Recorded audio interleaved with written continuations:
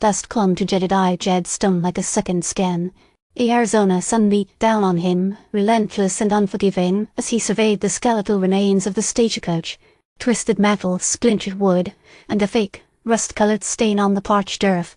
The grim tableau spoke of violence swift and brutal. 3 dead, 1 barely clinging to life. Jed, the U.S. Marshal for Copper Canyon, knelt beside the survivor, the young woman named Elara. Her face, pale beneath a smear of dust, was framed by fiery red hair. Her arm was shattered, a jagged bone protruding from the fabric of her sleeve. "Easy now," Jed said, his voice a low rumble. "Just breathe. Help's on its way." Elara's lips trembled. The others, they were the Rattlesnake Gang. The Rattlesnake Gang, a notorious crew of outlaws known for their savagery, and their leader, a man called Silas Blackwood. They'd been plaguing Copper Canyon and the surrounding territory for months, robbing trains, stagecoaches, and banks with impunity. Jed had been tracking them for weeks, but they always seemed to be one step ahead. "Tell me everything," Jed prompted, ignoring the ache in his own weary bones. Elara recounted the attack, her voice shaky. They'd been ambushed on the Devil's Backbone, a treacherous stretch of road known for its narrow passes and steep cliffs. The rattlesnakes had emerged from the rocks, firing their rifles with deadly accuracy. The driver, a stout man named Bartholomew, had been the first to fall. Then Mrs. Abernathy, a schoolteacher on her way to Willow Creek, and finally Mr. Fitzwilliam, a traveling salesman. "Blackwood, he was there," Elara whispered, her eyes wide with fear. He laughed. Jed felt a cold fury grip his heart. Blackwood's cruelty was legendary. He wasn't just after money, he seemed to relish the fear and suffering he inflicted. "Don't worry," Jed said, his voice grimly reassuring. "I'm going to bring him to justice." He sent a rider back to Copper Canyon for Doc Hemlock and a wagon to transport the dead and the wounded. Then he began to examine the scene, his eyes scanning the ground for any clues. He found a distinctive silver belt buckle engraved with a coiled rattlesnake, a calling card of the Rattlesnake Gang. He also noticed a faint scent of sandalwood, a fragrance rarely encountered in the harsh wilderness. Sandalwood, Jed muttered to himself. "That's peculiar." He knew he was onto something. This wasn't just about robbery, there was something else at play. Something deeper, something more sinister. The next few days were a whirlwind of activity. Jed buried the victims, comforted their families, and questioned anyone who might have information about the Rattlesnake Gang. He learned that Blackwood had been seen in the nearby town of Redemption, a haven for criminals and gamblers. Jed decided to pay Redemption a visit. He rode into town under the cloak of a scorching afternoon, the dust swirling around his horse's hooves. Redemption was a hive of activity, saloons overflowing with laughter and music, gambling dens buzzing with illicit gains, and a general atmosphere of lawlessness. He found Blackwood in the Golden Nugget Saloon, holding court at a table surrounded by his gang. Blackwood was a tall, imposing figure with a face etched with malice and a pair of piercing eyes that seemed to bore into your soul. He wore a black hat, a worn leather vest, and a silver belt buckle, the same one Jed had found at the stagecoach site. "Silas Blackwood," Jed announced, his voice cutting through the din of the saloon. Blackwood turned, a slow smile spreading across his face. "Marshal Stone, what a pleasant surprise." "I'm here to arrest you for the robbery and murder of the passengers on the Devil's Backbone stagecoach," Jed said, his hand hovering near his Colt peacemaker. Blackwood let out a hearty laugh. "You can't prove anything, Marshal. Besides, I have friends here." Several of Blackwood's gang members moved to surround Jed, their hands reaching for their own guns.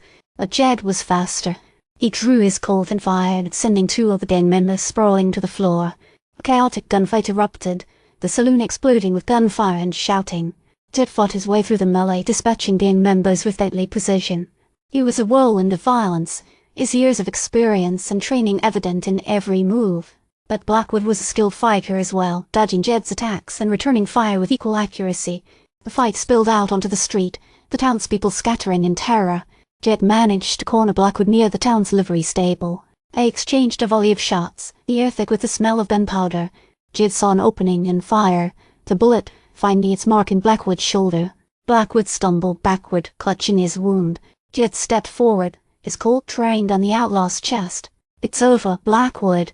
But then a figure emerged from the shadows, a tall, slender man with a face obscured by a wide-brimmed hat. He moved with a feline grace, his hand darting out to grab a nearby rifle. Before Jed could react, the man fired, the bullet striking Blackwood in the back. Blackwood collapsed to the ground, dead. The mysterious figure melted back into the shadows, disappearing as quickly as he had appeared. Jed stared in disbelief at the scene before him. Blackwood was dead, but not by his hand. And the man who had killed him, who was he? And why had he helped Jed bring down the most wanted man in the Arizona territory? He knew he couldn't let it go. There was more to this than met the eye. He had to find the man in the hat, and uncover the truth behind Silas Blackwood's death. He questioned the townsfolk, but no one seemed to recognize the mysterious figure. Everyone claimed they had been too frightened to see anything clearly. Jed felt a sense of frustration and unease. He was caught in a web of deceit, and he didn't know who he could trust. Days turned into weeks, and Jed continued his investigation. He followed every lead, interviewed every witness, but the man in the hat remained elusive. Then he remembered the scent of sandalwood he had detected at the stagecoach site. It was a rare fragrance, not commonly found in these parts. He remembered a story he had heard from an old prospector, a tale about a wealthy merchant who lived in a secluded estate outside of Copper Canyon. The merchant, a man named Silas Thorne, was known for his love of sandalwood incense. Jed rode out to Thorne's estate, a sprawling ranch nestled in a verdant valley. He found Thorne tending to his garden, his face tan and withered. "Mr. Thorne," Jed began, "I'm investigating the death of Silas Blackwood." Thorne's eyes narrowed slightly. "A regrettable incident. A dangerous man." "I understand you're a fan of sandalwood," Jed said, watching Thorne's reaction closely. Thorne's composure faltered for a moment. "It's a pleasant fragrance. Calming." Jed pressed on. "I detected that scent at the scene of the stagecoach robbery, and I saw a man matching your description in Redemption the night Blackwood died." Thorne let out a sigh. "You're mistaken, Marshal. I haven't been to Redemption in years." Jed didn't believe him. He knew Thorne was lying. Then he noticed something that confirmed his suspicions, a faint scar on Thorne's hand hidden beneath his sleeve. It was the same scar that had been visible in a photograph he'd seen of Blackwood's second-in-command. "You're Blackwood's brother," Jed said, his voice low and accusatory. Thorne's face twisted in anger. "Silas and I had disagreements. He was a fool, a criminal. You helped him rob the stagecoach," Jed said, "and then you killed him to cover your tracks." Thorne didn't deny it. Silas was becoming too reckless. He was going to bring the whole operation down. Jed arrested Silas Thorne, adding murder to his list of crimes. As he rode Thorne back to Copper Canyon, Jed felt a sense of satisfaction, but also lingering unease. He had brought down a dangerous criminal, but he knew that the world of outlaws and corruption was far from over. Back in Copper Canyon, Elara was recovering from her injuries. She looked at Jed with gratitude in her eyes. "You did a good thing, Marshal." Jed simply nodded. He knew that his work was far from done. The West was a harsh and unforgiving place, and there would always be new challenges, new dangers, but he would face them one step at a time, upholding the law and protecting the innocent. He knew that his journey was just beginning.